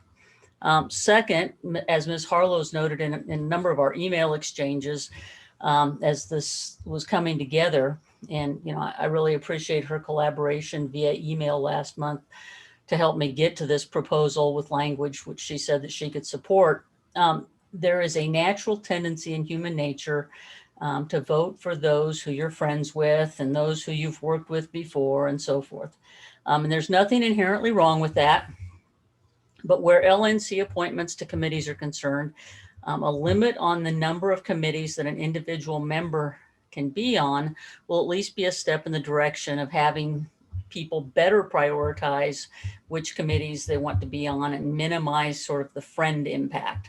That's especially true if you have a lot of new people coming in who may not get may not get to sit on a committee that they'd really like to sit on, because you got the old timers that are, you know, kind of banding together to take all the good committees, if you will. And then third, while I know that it's been occasionally referred to in email and elsewhere as, sort of a nannying effort. That's not my intent. Spreading out the workload can help prevent burnout without a doubt. And a level of specialization by members will ensure that they can give their full attention in a few areas rather than divided attention to many areas. We're all volunteers. Many of us have spouses, families, or other jobs. We're active in our state and local parties and in our communities. And while, I don't personally care if individuals are willing to burn themselves out, I do care what impact that has on the party if they're spread too thin. And what the impact of the party is, I think, is really what we should all be thinking about. So with that in mind, if there is adequate support for this change, thank you. And if there's not, you won't hear about it from me again during this term. So thanks. All right. Thank you, Ms. Evke. There is 1 minute on the clock and 6 people in the queue, FYI. So I have Ms. Harlos next, then Ms. Adams. Ms. Harlos? Yes, I'll be as brief as possible. With the wording that I worked on with Ms. Ebke, I did come down on supporting it. And what finally swayed me was the all too human tendency. And I'm very intimately familiar with all of y'all's voting records because I have to record them, that I do notice a pattern where people vote for their friends and never vote for other people. And we need to get beyond that. And I'm not criticizing anyone. That's human nature. And this helps break us out of the human nature and give more people opportunities. So that's all. Thank you, Ms. Harlos. Ms. Adams, and then actually time is up now. Move to extend for 10 minutes. All right, Mr. Mullman moves to extend by 10 minutes. Is there a second? Second. Second by Ms. Harlos. Is there objection? Seeing no objection, time is extended by 10 minutes. Just so everybody knows the queue. I have Adams, Hagan, Hewitt, Sarwark, Coburn. Ms. Adams. So I think the intent behind this is not nefarious at all. It's not this. It's well intentioned. But a lot of the pushback we get as libertarians all the time is how will people be good without rules, right? So if you eliminate government, what about look, we just need to do better. I don't know that we need to codify it if there's a voting record problem. And yes, there are always going to be people that get put on committees for whatever reasons. People know what they can take. If you feel like somebody's overextended or you feel like somebody isn't the right person, stop over-electing certain people to committees. I think stop over-electing should be the goal versus codifying something. But I don't think the intentions are bad. I think it's very well intentioned and they get what it's reaching for. I don't disagree with that part of it. Thank you, Ms. Adams. I have Mr. Hagan and then Mr. Hewitt. Mr. Hagan? Yeah, I didn't see this motion as the main concern being the burning out of our members who get on too many committees, but be able to get more people involved by a lot of times. A lot of our seats, there's LNC or non-LNC members can be sitting on the seat, and by filling so many with just LNC members, that leaves out a lot of the non-LNC members get excluded from serving on these committees. And we have not had a problem of not having enough volunteers to serve on committees. I think everyone is able to get filled and have more applications than seats available. So it's just a good way to help spread out the work. Thank you, Mr. Hagan. I have Mr. Hewitt and then Ms. Sarwark. Mr. Hewitt? Yeah, on the Calamasa City Council, I remember some years ago, I won't say his name, but there was a gentleman on almost every one of the committees, the Planning Commission, the Community Service Commission, all. And so they actually made a rule that he could only be on one commission. And it actually had a good effect. It got a lot more people in the community involved. The different council members went out and actually procured more people to get involved. I get both sides of this. I think this is actually a good idea. I'm on 20 or 30 commissions. I wish I didn't have to be just because of my job, and it would make things a lot easier. It gets crazy when you're trying to be really good at several different things. So I would go ahead. I'll support this. I think it's a good one. If three commissions, whether they're, ballot access or one that's not quite as important or something, I think it forces us to do the best we can on each of those and get more people involved. It's a big party, it's a national party, and I will be supporting this. Thank you, Mr. Hewitt. I have Ms. Sarwark and then Mr. Coburn, who maybe took his hand down. Ms. Sarwark. So I want to follow up. I agree with pretty much everything that Laura said, but I wanted to echo that. I don't think that this motion is about punishing the people who inadvertently are overcommitting, but to empower people who otherwise may not see the opportunity to be involved. And again, Mr. Hagan said similar about involving people who want to be on committees, but maybe don't feel empowered to do so because the same people are on various committees. It's personal responsibility, but let us empower people to make better decisions instead of punishing people for making decisions that we otherwise don't agree with. Thank you, Ms. Sarwark. Mr. Coburn, you put your hand down. Yes, I did. Mr. Chair, I'd like to be recognized to speak if I might, or put in the queue. This is Starchild. Objection. No.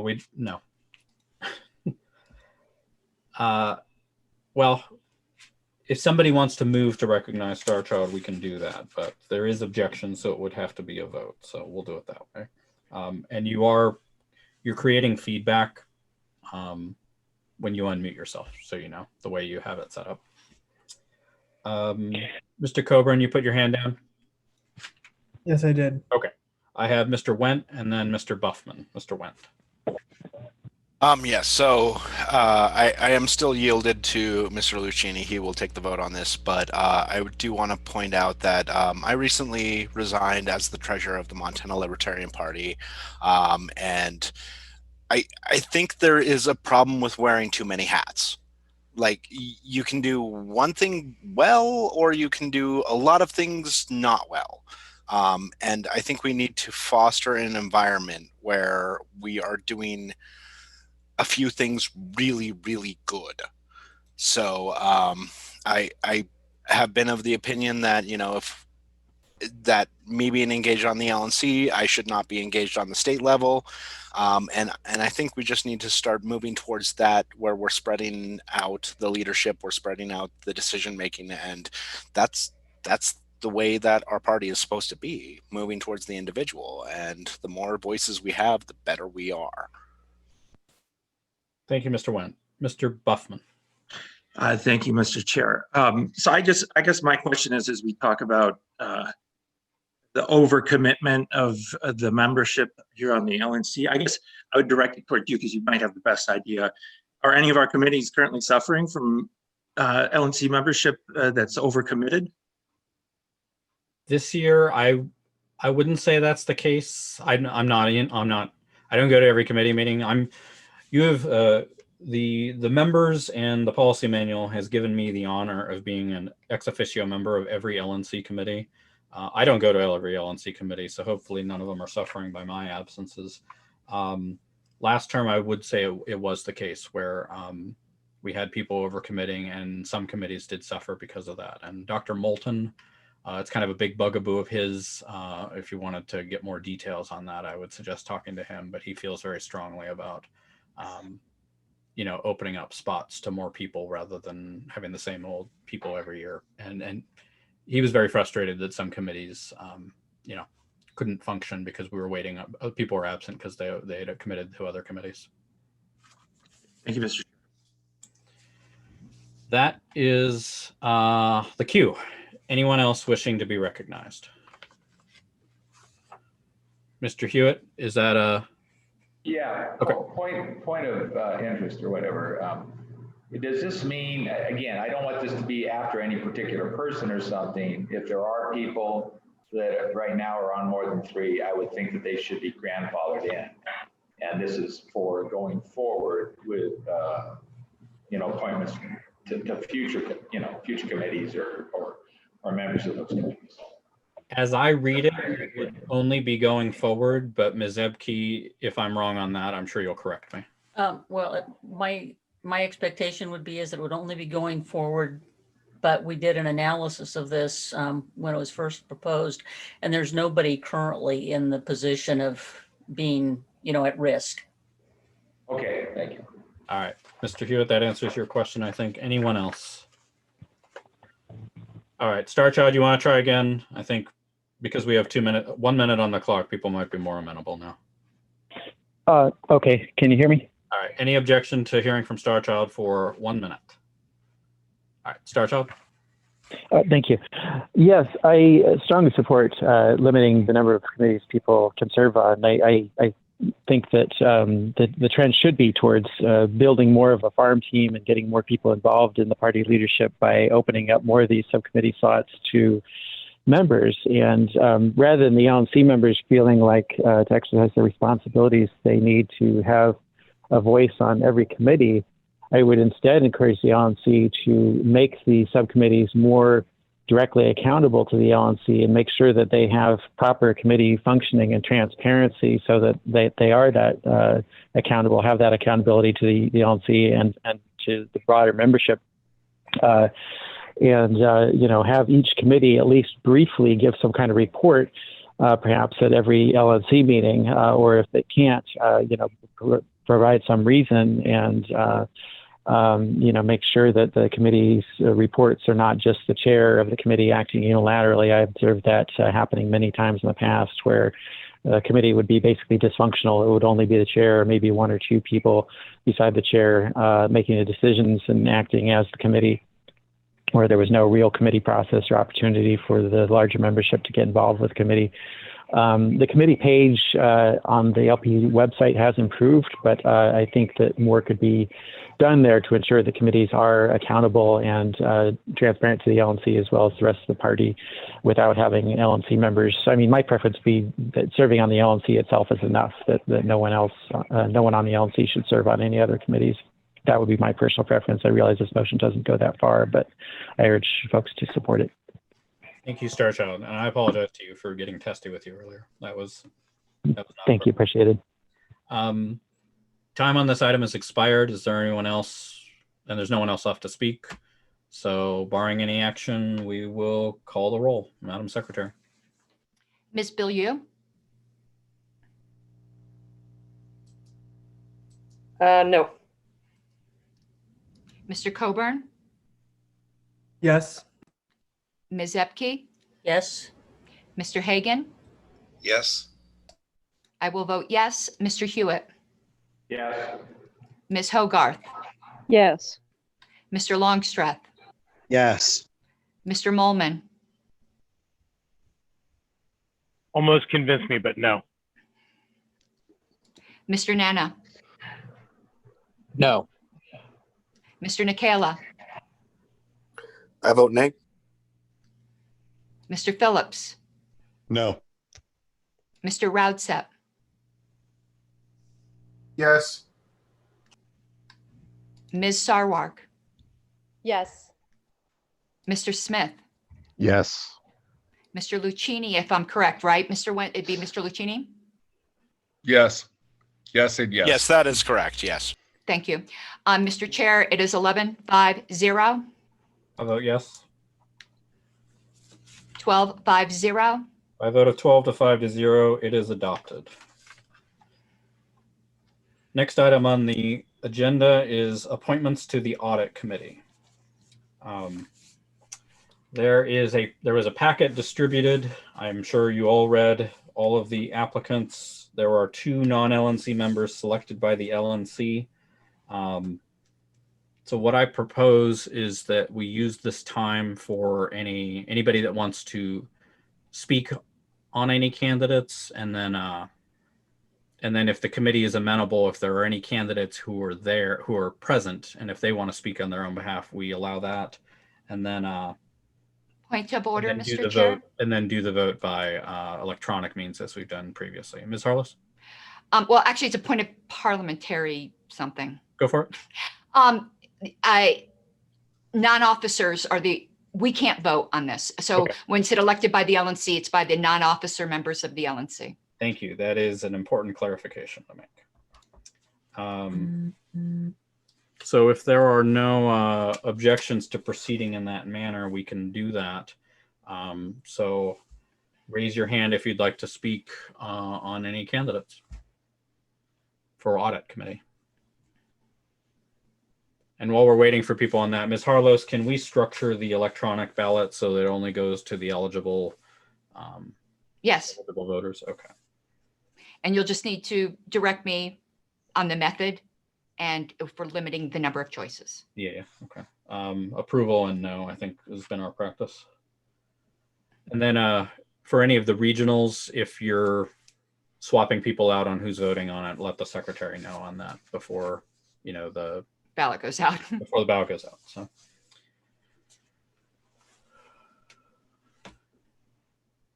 Not seeing any hands. I thought there were guests here that applied. I could be wrong though. Yeah, and if there's anybody in the gallery who's applied for audit committee and wishes to speak to themselves, raise your hand and we'll recognize you.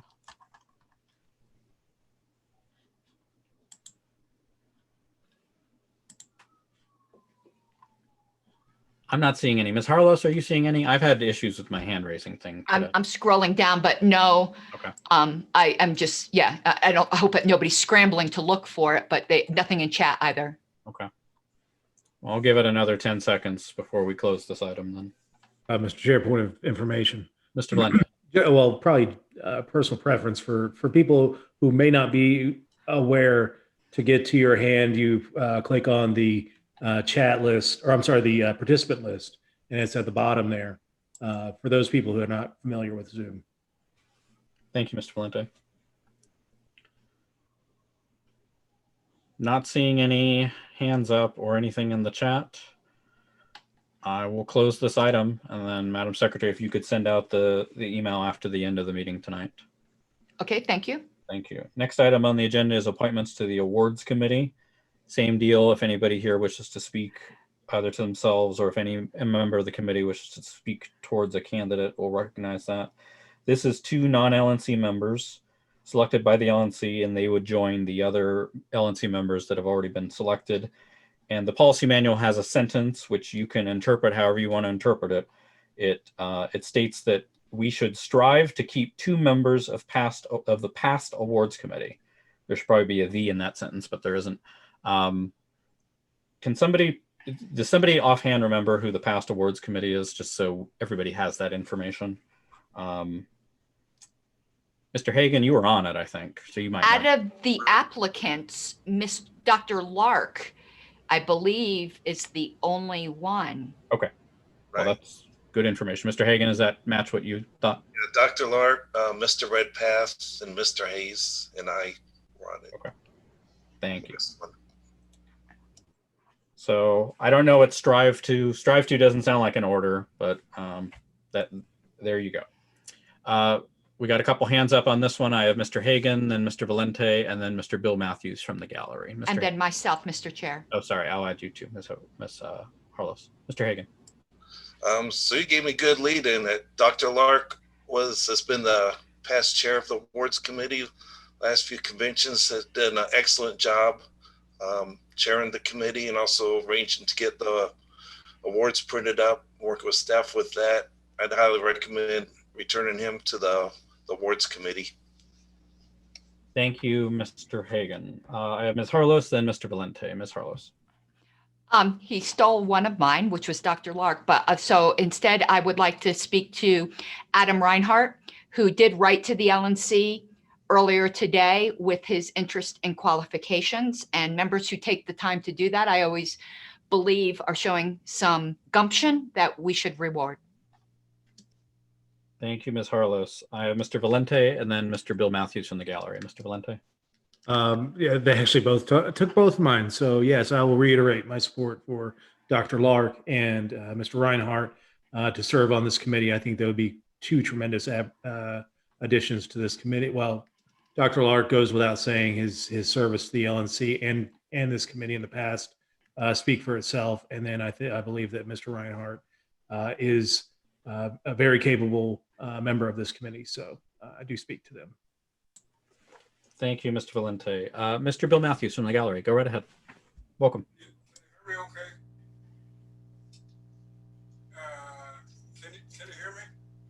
It's very, very low. I don't know if anybody else is having trouble hearing him. It's difficult. Well, I was told that there was going to be some discussion on this audit committee, which I applied for.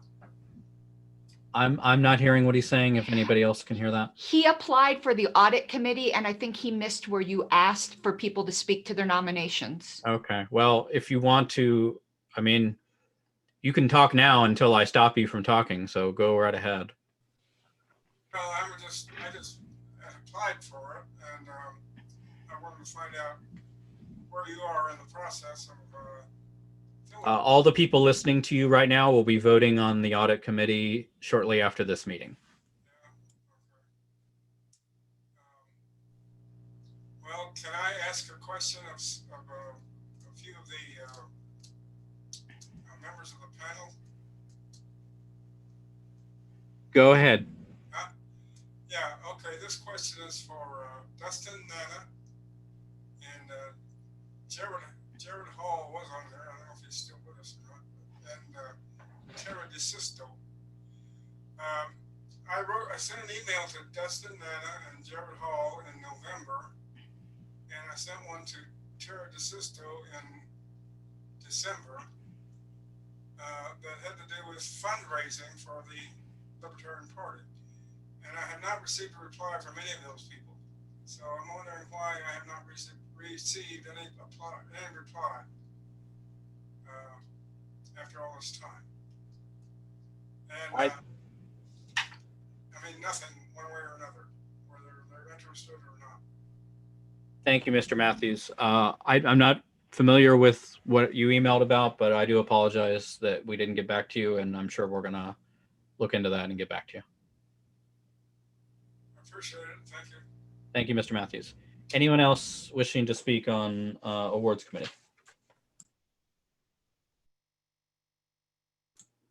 Mr. Aaron Ryan Smith from the gallery. Go right ahead.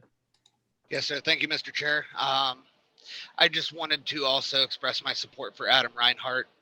He has been very instrumental in helping grow the party out in Eastern Pennsylvania.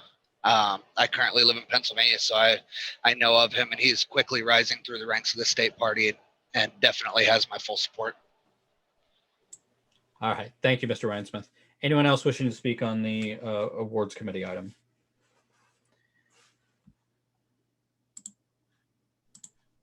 Seeing none, we'll go ahead and close that item. And the next item on the agenda is informational on COVID messaging from Ms. Harlos, 10 minutes. Okay, one moment here. I just wanted to give you guys a brief update, and I will not take 10 minutes unless there's questions. As you're aware, at a recent meeting, I had asked the LNC to create a certain advisory committee, which was declined, and it was suggested that I do this on my own. There is a group of almost 20 libertarian activists that are going to be meeting on the 8th, and our intent is to come up with suggestions and a potential action plan for the LNC to adopt if it wishes to. So I will be sending that, but the activists themselves will be suggesting things that they can end up doing on their own if the LNC chooses not to. I just wanted to let you know that I did take you guys up on the invitation if I was unhappy to, go roll my own, so to speak. Thank you, Ms. Harlos. Any questions or anybody else wish to speak on this item?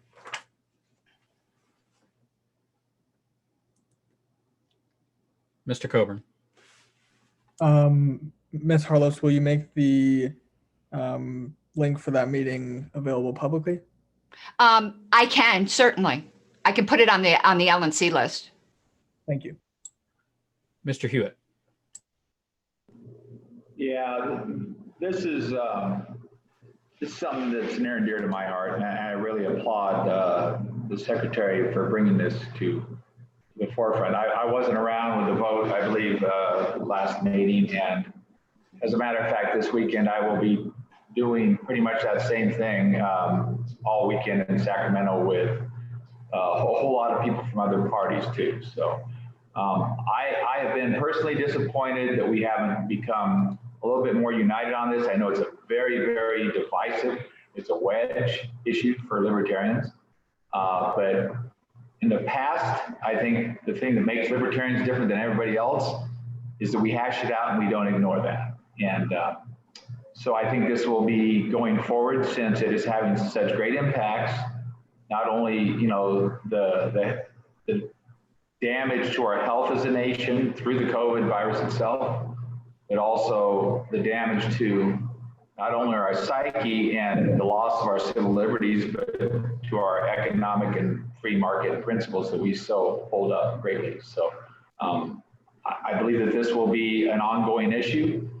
Any of you that haven't heard, you can get a hold of me or just go on and look at Reopen Cal Now, the website.com, Reopen Cal Now. And that's what will be going on in Sacramento with quite a few speakers. It's a conference. If we pull this off, it may change some things. So again, something that's very near and dear to my heart. I realize that we're not there as a party, and we need to keep this conversation going. Thank you, Mr. Hewitt. Mr. Wendt. Yeah, I just want to, like, I definitely empathize with Mr. Hewitt's statements. This is a problem.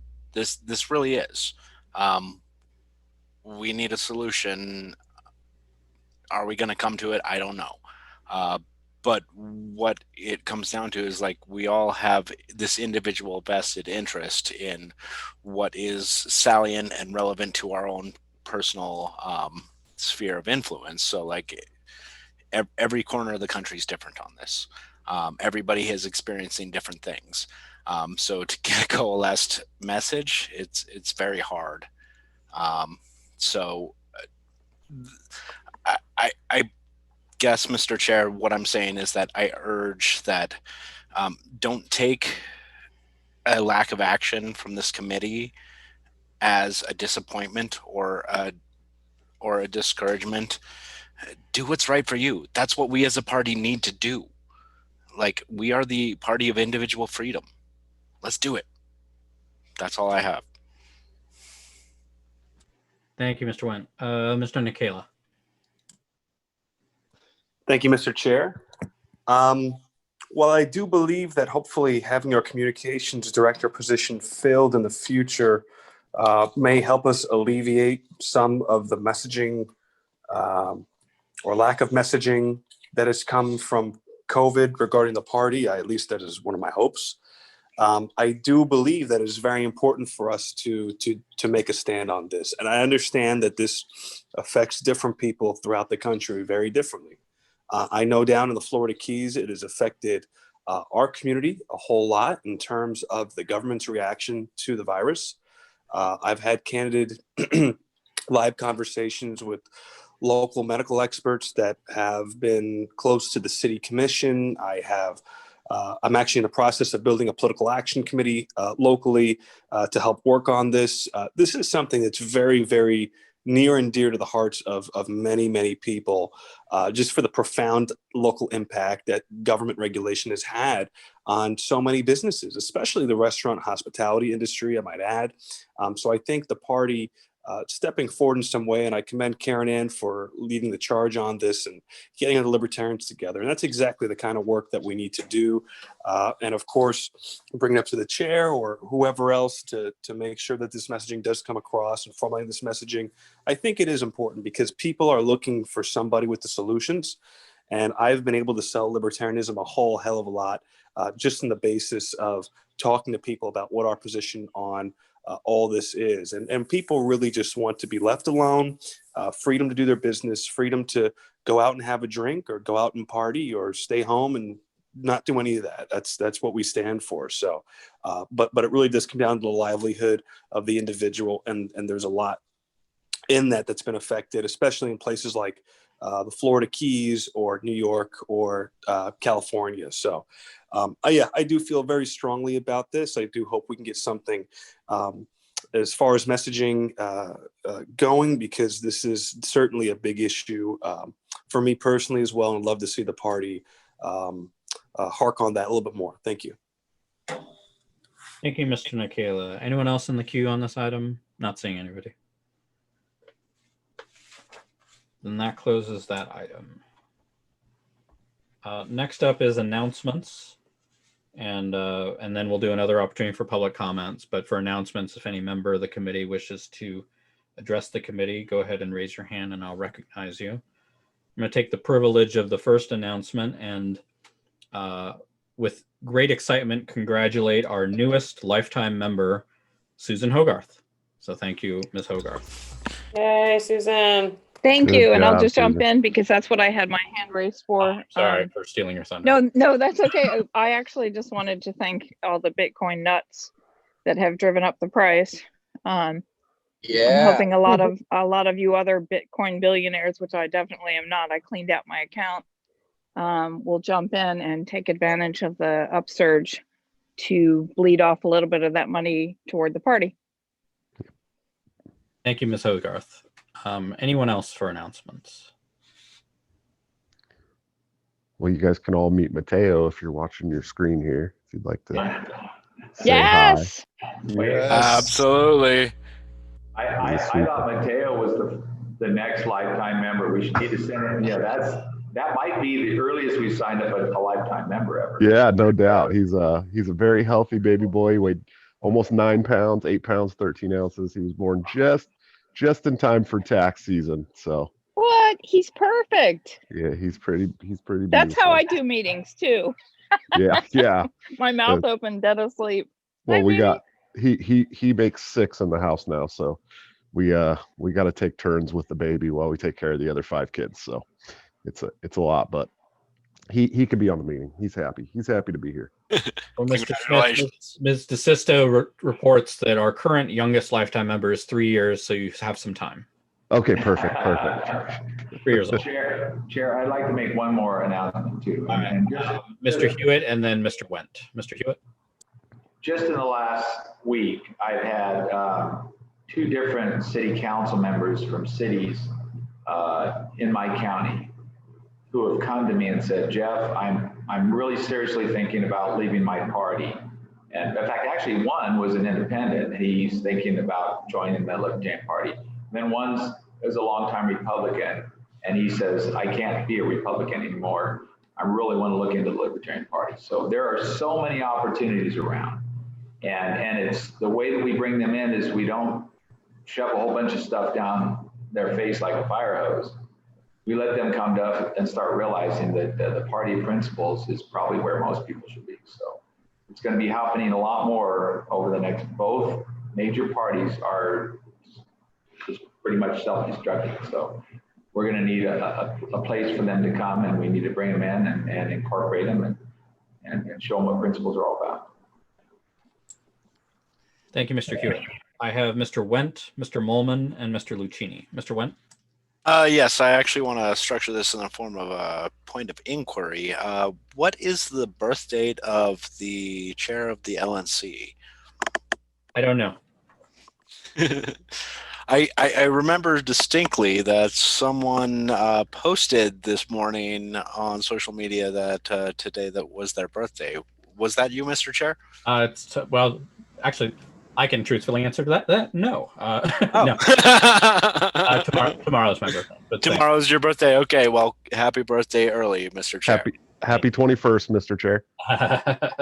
Yeah, let's go with that. All right. The big 4-0. And we humiliate you and sing happy birthday to you anyway? No, that's out of order. All right. I feel the rolling of the chair. Oh, gosh. All right. Thank you, Mr. Wendt. And thank you so much from everybody. I have Mr. Molman and then Mr. Lucchini. Mr. Molman. With congratulations to you, Mr. Chair, and to Mr. Smith. Something I saw in the chat, I'd like to ask Mr. Pizzell to make his announcement publicly if he's so inclined. Mr. Pizzell, are you here? I am, yes. Okay.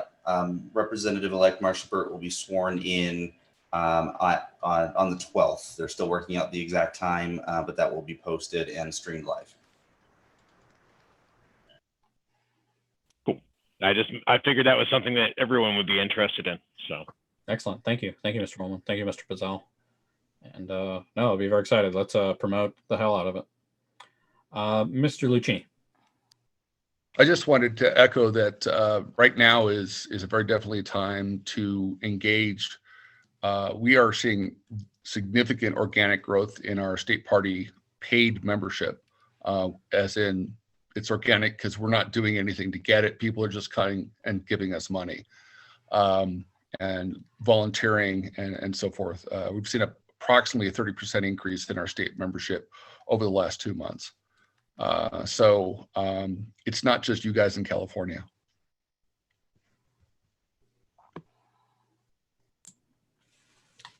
That is the cue, unless Mr. Chair. Mr. Went and Ms. Harlos. Mr. Went, let me come back to you. Ms. Harlos, go ahead. Mr. Hewitt, can you post to the LNC list information on that Sacramento protest? I probably dropped the ball on not getting back with you because I was kind of waiting for that information to see if I could come. I'll see if I can figure out the technical side of that, but I'll put it on. I have it in front of me. I can send it out if you want, Mr. Hewitt. Yeah, if you can do that, then it'll get done right. Thank you, Chair. All right, California event. Mr. Went. Mr. Went, you're muted. Sorry, can you hear me now? Yes, go ahead. Okay, cool. A little more party oriented. I put it in my December report, but I would like to point out that the Arizona party will be having its state convention on January 23rd in Phoenix, Arizona. So anybody who wants to come, I encourage it. Thank you. And generally, when you know the date of your convention, please email it out. When you know the date of conventions in your region, please email those out. I'm sure everybody's interested in that information. Mr. Chair? Yes, Ms. Hollis. Apologies, because I just noticed, were we supposed to do something with the Candidate Support Committee? I did not put that on the agenda because I think that's one of those where the committee makes recommendations. They're not chosen by the LNC itself. Correct. Okay, So I just wanted to make sure. Something. I did say that if people wanted the opportunity to speak on behalf of people, that we could add that. And I guess if people want to do that now, we can do that now. If you wanted to do that. No, I was just wanted to make sure we didn't miss anything. That's all. Okay. Any other announcements? And then we'll go to public comment.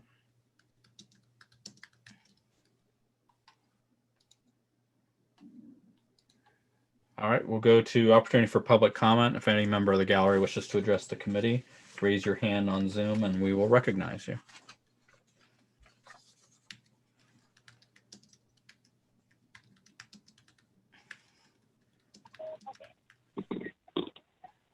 Mr. Chair, this is Starchild again. I would like to be added to the queue for public comment. All right. Well, I think you're the first one up, so go right ahead, sir. Oh, okay. And don't take 10 minutes this time. I'll try not to. There are a couple of things I want to mention, though. One is that for these kinds of announcements and other things that people may have between meetings, I think it would be terrific if the LNC made it easier for people to post things to the calendar on lp.org. If people are worried about that being abused, I think just having staff or LNC members, anyone you designate, check it regularly and remove things that are inappropriate would be sufficient to make sure that this change did more good than harm. Another thing in the mentioning of state party conventions and other things going on, I was reminded again that the party website used to have a list of 25 other libertarian movement organizations. I tried unsuccessfully to get that list expanded. I think we should really act less as an insular party and more of part of the larger freedom movement, as working in the belly of the beast with the temptations of money and power and pandering for votes and all this kind of thing that political parties have. We really need the support and coordination, I think, with other libertarian movement groups to keep the party sustainably libertarian. And I think it would benefit the party as well, because I think, linking to these groups and supporting them, talking about their accomplishments as well as the parties in our communications organs would encourage them to do the same reciprocally. That it's kind of like free trade, it's a win-win situation. And this also goes, I think, for parties in other countries outside the United States. The LP is a member of the International Alliance of Libertarian Parties. I think it's iaalp.org. I don't know if you all have heard anything from that group recently or its status, but linking certainly to that group and the other parties that are members of that group, as well as other freedom-oriented parties that may not currently belong to that group, I think would be highly desirable. I'd love to see more attention paid to the larger libertarian movement and have a sense that the party isn't the be-all, end-all of the freedom movement. It's just one organization in a larger constellation of individuals and groups around the world who are working to free the world in our lifetime. Thank you, Starchild. Mr. Aaron Rhinesmith, go right ahead. Yes, thank you, Mr. Chair. So I wasn't sure whether this would go under announcements or anything, but the county that I am currently chairman of, we lost one of our state representatives, and we will be running a Libertarian in this race. We're going to be putting out candidate flyers. When I say lost, I mean, unfortunately, he passed yesterday, shortly after his reelection. But we do have a really good chance at this. Out of his 6 elections, 2 of them have been unopposed. So we do feel that we have a good shot with this. So hopefully we'll be bringing some good news to you guys here in the next month or 2 with the special election. Thank you, Mr. Rhinesmith. You may have said this already, but which state? Pennsylvania. Right. I'm Westmoreland County, Pennsylvania. 90% of that district is in my county. Gotcha. Thank you. Let's see. Mr. Lucchini, your hand's up. I guess I'll recognize you. Mr. Lucchini. Yeah, I forgot to mention, we're going to have a special election for U.S. House, assuming that our current representative is actually selected for Interior Secretary, and the possibility of actually a second due to other circumstances, though that's not public right now. So anyway, if there's any publicity the LNC can do to get the word out that we're looking for qualified candidates who are willing to run and educate people on what Libertarian is, this is a seat that is most assuredly going to go to another Democrat, but it would be useful to get people articulate to get in debates and so forth. Thank you, Mr. Lucchini. I'm not seeing anyone else for public comment. I'll give it just a minute in case somebody's rushing to the chat box or to raise their hand. But not seeing any. Public comment is closed. And the only remaining item on the agenda is adjournment, unless anybody has anything else. Not seeing any. To adjourn. Ms. Bilyeu moves to adjourn. Is there a second? Second. Second by Ms. Ebke. Is there any objection? With no objection, we stand adjourned at 10:09 p.m. Eastern Time.